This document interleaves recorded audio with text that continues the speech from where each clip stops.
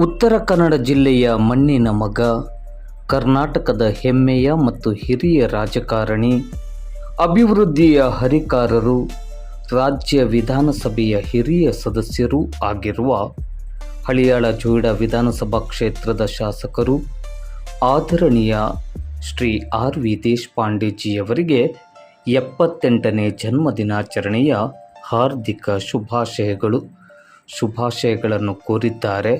Shri Premanand V ಗವಾಸ್, ಅಧ್ಯಕ್ಷರು, Dandeli timber and carpenter association, Dandeli.